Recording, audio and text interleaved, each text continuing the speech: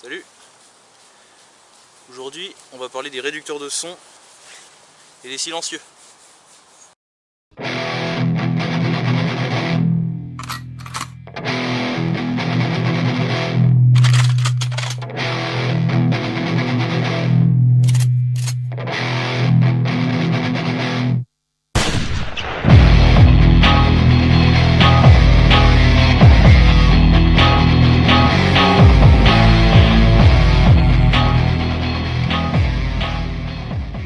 Donc vidéo sur les silencieux, le terme exact c'est modérateur de son ou réducteur de son, parce que dans tous les cas le bruit généré par le tir sera simplement réduit par cet accessoire.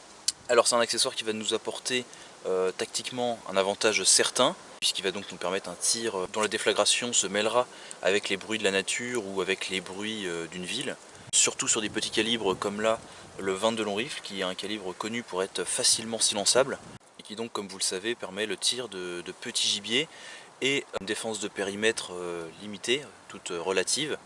Et donc dans ces deux cas, pouvoir générer un tir sans être détecté par sa cible est un avantage tactique certain. Alors il y a plusieurs choses à prendre en compte pour l'utilisation d'un réducteur de son.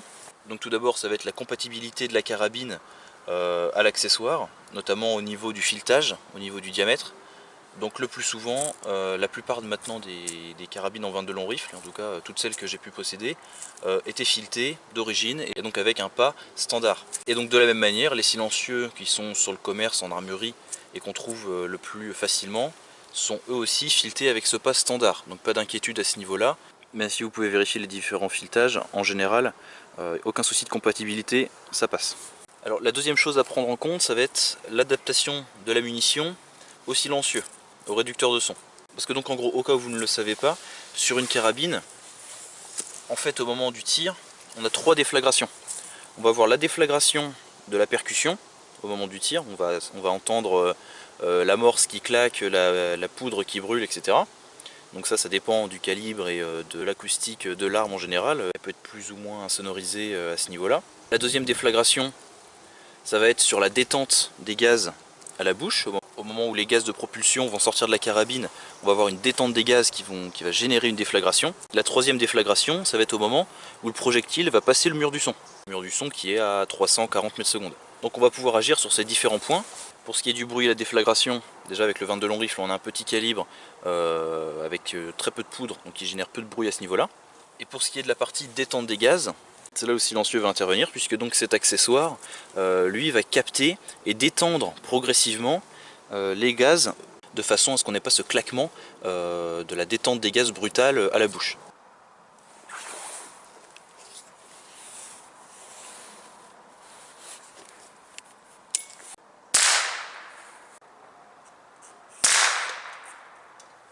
Tir avec silencieux.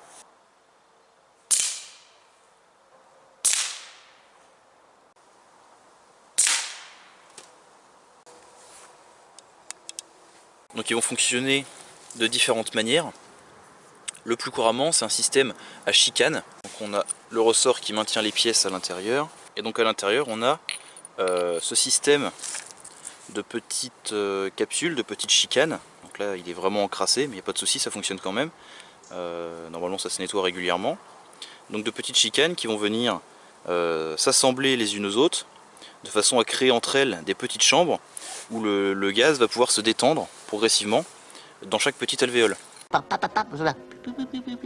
Donc là du coup on est sur un système qui est très fiable, très durable, on a une construction tout métal sur ce modèle là. La troisième déflagration qu'on a, c'est donc au passage du mur du son par votre munition, ce qui fait donc que votre tir ne pourra vraiment être silencieux, être discret, que si vous utilisez une munition dite subsonique, c'est-à-dire qui elle ne dépassera pas la vitesse du son.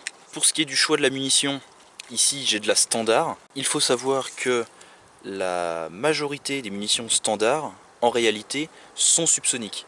Pas garanti, on peut avoir des petites variations dans les vitesses, ce qui fait que parfois on peut avoir des surprises, même avec l'utilisation d'un réducteur de son, le tir pourra faire du bruit quand même. Mais je vous conseille vraiment de tester vos standards avec un silencieux pour vérifier si elles sont subsoniques ou pas. Après il y a les munitions qui sont certifiées subsoniques, mais on n'est pas sur le même coup parce que souvent on vous facture cette garantie là en général 50% de plus que le prix de munitions standard. Donc là c'est de la Solognac, c'est les 22 actuels de chez Decathlon. Decathlon s'est mis à vendre les standards et à côté à proposer des munitions subsoniques. J'ai vraiment l'impression que ce sont les mêmes et que c'est tout simplement un emballage différent parce que les standards sont subsoniques. Donc peu importe la marque de munitions de 22 long rifle que vous utilisez, testez-les avec un silencieux pour vérifier si elles sont subsoniques ou pas. Et donc une fois ces trois conditions là respectées, donc la munition subsonique, le réducteur de son installé, on va pouvoir avoir un tir discret. On aura en gros juste le bruit d'une carabine à air comprimé, ça s'arrêtera là. Après bien souvent on va parfois plus entendre le bruit de l'impact du projectile sur la cible, surtout sur des cibles métalliques, que le tir lui-même. Donc c'est quelque chose à prendre en compte en fonction de ce que vous tirez.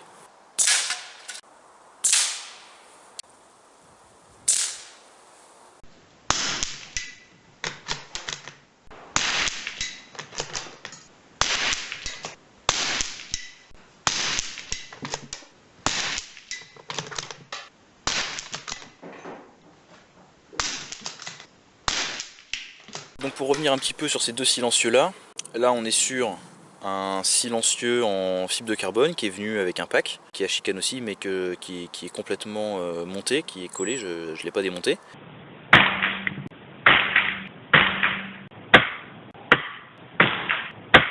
Et donc à côté un silencieux style, là c'est un style numéro 3. Les silencieux style c'est un produit que je vous conseille si vous n'avez pas encore de silencieux, vous hésitez un petit peu entre tous les modèles proposés.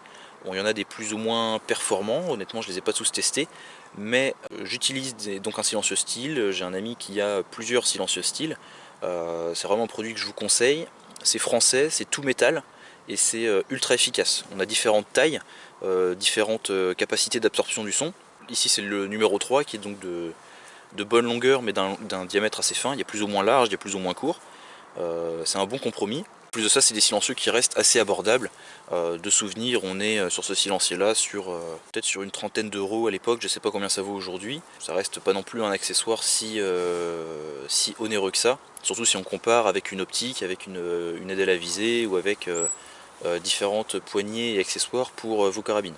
Donc voilà, j'espère que cette petite vidéo sur les réducteurs de son vous aura plu, vous aura intéressé. Comme d'habitude, si vous avez des questions, n'hésitez pas dans les commentaires, comme d'hab, c'est toujours un plaisir de discuter avec vous. Et sur ce, les gars, à très bientôt et bon tir à tous. Salut!